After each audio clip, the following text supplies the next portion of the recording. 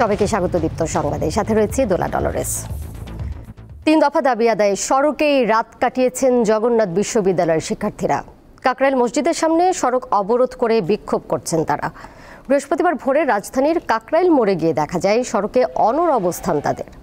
আন্দোলনরত শিক্ষার্থীরা জানান, সরকারের পক্ষ থেকে সুস্পষ্ট ঘোষণা না আসা পর্যন্ত সড়ক ছেড়ে যাবেন না তারা। দাবি পূরণ না করে ক্যাম্পাসে ফিরতে চায় না বলেও জানান শিক্ষার্থীরা। এ সময় শিক্ষার্থীদের ওপর পুলিশে হামলার বিচারও দাবি করেন তারা।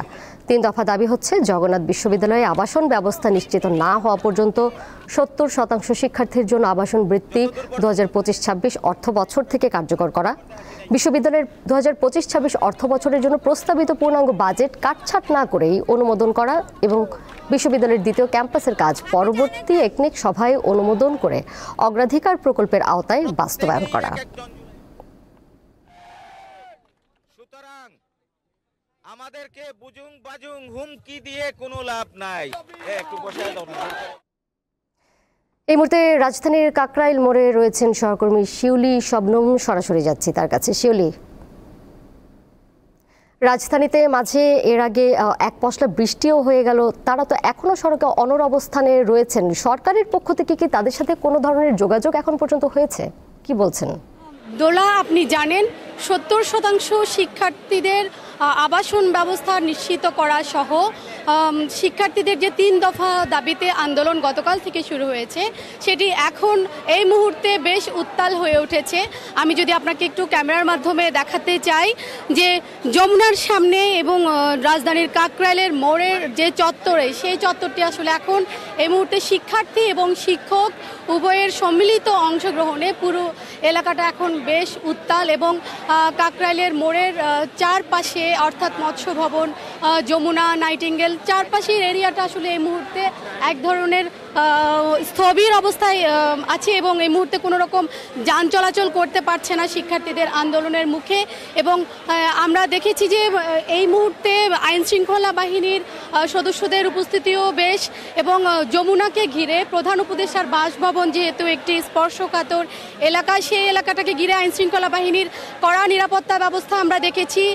এবং আমরা এই মুহূর্তে দেখছি যে আন্দোলনকে ঘিরে পুলিশের, আইনশৃঙ্খলা বাহিনীর যে সক্রিয় অবস্থান, সেটা এই মুহূর্তে আরও বেশ জোরদার করা হয়েছে, যাতে আন্দোলনকে ঘিরে কোনো রকম অপ্রীতিকর পরিস্থিতিতে না পড়তে হয় সেজন্য।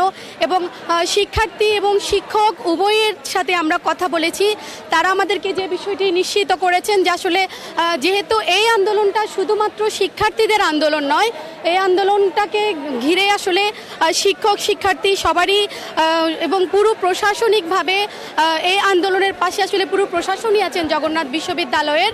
যেহেতু এটি একটি যৌক্তিক আন্দোলন এবং দীর্ঘদিন ধরে শিক্ষার্থীরা রাজপথে এই আন্দোলনটা করে যাচ্ছেন এবং তারা এই আন্দোলনের মাধ্যমে আসলে কোনো রকম আশ্বাসের প্রেক্ষিতে তারা আসলে ঘরে ফিরতে চান না, যাতে দৃশ্যমান কোনো কিছু হয় এবং অন্তর্বর্তী সরকারের পক্ষ থেকে যাতে একটা রূপরেখা প্রণয়ন করা হয়, তারপর তারা আসলে ক্যাম্পাসে ফিরবেন, এটাই আমাদেরকে শিক্ষার্থী এবং শিক্ষক উভয়ে জানিয়েছেন। দোলা, সবশেষ পরিস্থিতি জানাচ্ছিলেন সহকর্মী শিউলি শবনম। 21 আগস্ট গ্রেনেড হামলা মামলায় সব আসামিকে খালাস দেওয়ার রায়ের বিরুদ্ধে রাষ্ট্রপক্ষের করা লিভ টু আপিলের শুনানি আবার হবে 26 মে। বৃহস্পতিবার প্রধান বিচারপতি সৈয়দ রেফাত আহমেদের নেতৃত্বাধীন 6 বিচারপতির আপিল বেঞ্চে এই বিষয়ে শুনানি হয়। গত 1 ডিসেম্বর 21 আগস্ট গ্রেনেড হামলার ঘটনায় দায়ের করা হত্যা ও বিস্ফোরক দ্রব্য আইনের মামলার রায়ে বিএনপির ভারপ্রাপ্ত চেয়ারম্যান তারেক রহমান সহ সব আসামিকে খালাস দেয় হাইকোর্ট। পরে 19 মার্চ এই মামলায় সব আসামির খালাসের বিরুদ্ধে আপিল করে রাষ্ট্রপক্ষ। 2004 সালের 21 আগস্ট রাজধানীর বঙ্গবন্ধু অ্যাভিনিউয়ে আওয়ামী লীগের সমাবেশে গ্রেনেড হামলার ঘটনা ঘটে, এতে 24 জন নিহত হন। এরপর হত্যা ও বিস্ফোরক দ্রব্য আইনের 2টি মামলায় 19 জনকে মৃত্যুদণ্ড, 19 জনকে যাবজ্জীবন ও 11 জনকে বিভিন্ন মেয়াদে কারাদণ্ড দেয় আদালত।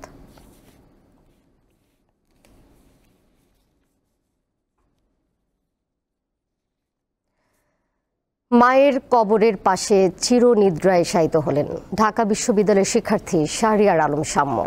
বুধবার রাত 10:15টায় সিরাজগঞ্জের বেলকুচি উপজেলার ধুকুরিয়া বেড়া ইউনিয়নের সরাতৈল গ্রামে তার জানাজা অনুষ্ঠিত হয়। পরে সাম্যকে সরাতৈল জান্নাতুল বাকি কবরস্থানে মায়ের কবরের পাশে দাফন করা হয়। এর আগে ঢাকা থেকে বুধবার রাত 7:30টার দিকে সাম্যর মরদেহ সরাতৈল গ্রামে নিজ বাড়িতে নেওয়া হয়। মঙ্গলবার রাত 12টার দিকে রাজধানীর সোহরাওয়ার্দী উদ্যানে দুর্বৃত্তের ছুরিকাঘাতে খুন হন বিশ্ববিদ্যালয়ের শিক্ষার্থী ও স্যার AF রহমান হল ছাত্রদলের সাহিত্য ও প্রকাশনা সম্পাদক শাহরিয়ার আলম সাম্য। তার স্মরণে ঢাকা বিশ্ববিদ্যালয়ে আজ শোক পালন করা হচ্ছে। দুপুর পর্যন্ত ক্লাস ও পরীক্ষা বন্ধ ঘোষণা করা হয়েছে।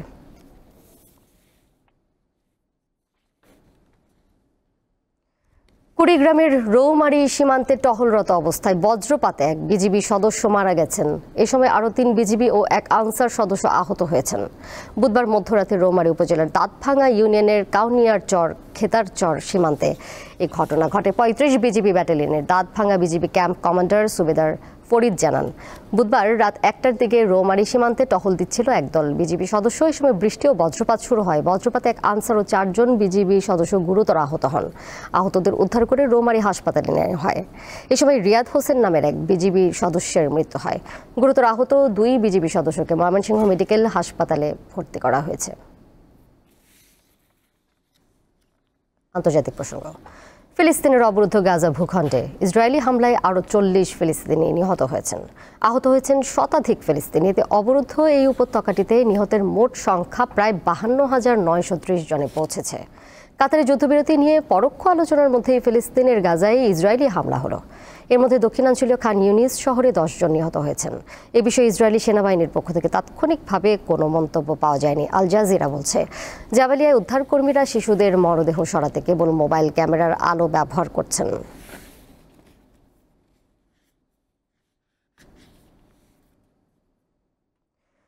তুরস্কে আয়োজিত ইউক্রেন রাশিয়ার প্রথম সরাসরি আলোচনায় থাকছেন না রুশ প্রেসিডেন্ট ভ্লাদিমির পুতিন ও মার্কিন প্রেসিডেন্ট ডোনাল্ড ট্রাম্প।